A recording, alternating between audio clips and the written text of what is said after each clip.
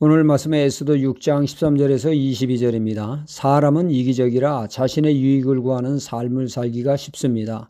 합리화하면서 말이죠. 그런가 하면 그런 인간적인 생각을 뒤로하고 하나님의 뜻을 따르는 삶이 있습니다.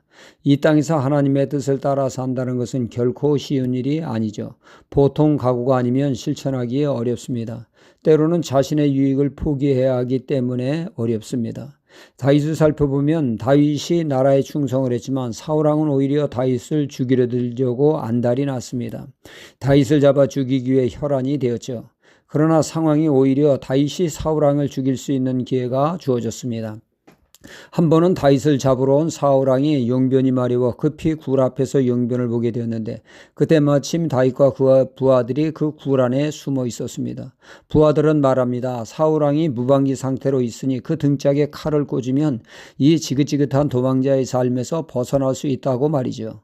하지만 다윗은 사울왕을 죽이는 대신 죽일 수 있다는 증표로 왕의 겉옷을 살짝 빼고 말았습니다.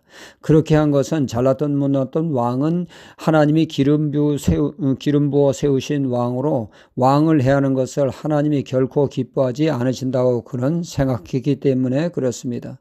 그는 사울왕을 살려준 것이죠. 이거 말이 쉽지 결코 쉬운 일이 아닙니다. 부하들의 말이 100번 지당하죠. 그러나 다윗은 자신의 유익이나 손해나 따지기 전에 오직 하나님을 기쁘시게 하느냐에 관심을 두었던 것이죠. 그리고 그는 그 힘든 도망자의 삶을 살게 된 것입니다. 자신의 유익이 아닌 하나님을 기쁘시게 하는 삶으로 말이죠. 이 얼마나 하나님을 기쁘시게 한 삶입니까? 그런 그의 삶을 하나님이 축복하셔서 다윗은 훗날 왕이 되게 하시지 않았습니까? 인간적으로 볼 때 사울 왕의 손에 죽는 것 같았으나 결국은 그가 왕이 되었습니다. 이는 하나님의 축복이 아닐 수 없죠. 어느 청년이 군대에 입대하다 보니 훈련병으로 교육을 받는데 그 훈련 부대에는 교회가 없어서 주일날 마을교회에 찾아가 예배를 드렸다고 합니다. 부대에서는 그 사이 발칵 뒤집혔습니다. 훈련병이 탈영을 했다고 말이죠. 예배를 드리고 왔을 때 개패듯이 죽도록 맞았다고 합니다.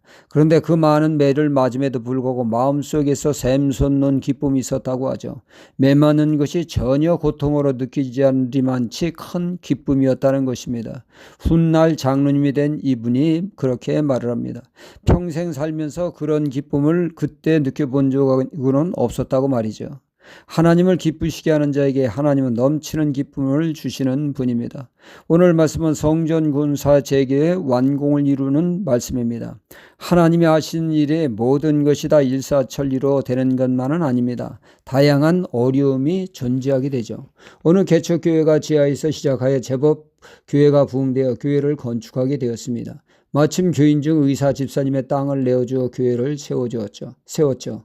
이제 교회는 숨을 좀 돌리려나 했으나 그때부터 문제가 생겼습니다. 갑자기 주민들이 교회 철거를 요구하며 의사 집사님의 그 병원 앞에서 농성을 벌이게 됐습니다.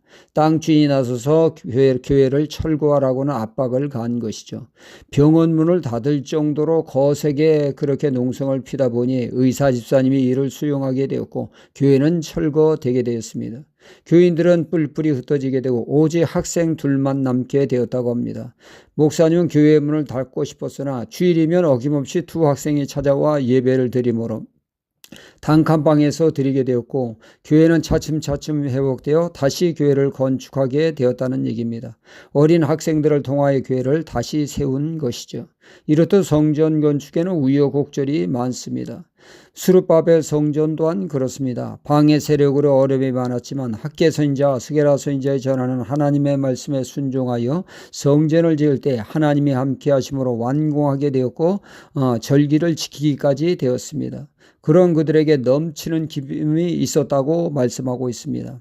하나님을 기쁘시게 하는 자에게 하나님은 넘치는 기쁨을 허락하시는 분임을 알 수가 있습니다. 우리가 이 땅에 살면서 하나님을 기쁘시게 하는 그러한 삶을 살 때 하나님이 주시는 하늘의 기쁨을 누릴 줄 믿습니다. 오늘도 하나님을 기쁘시게 하는 삶을 통하여 하나님이 주시는 기쁨을 누리는 하루가 되어야겠습니다. 할렐루야.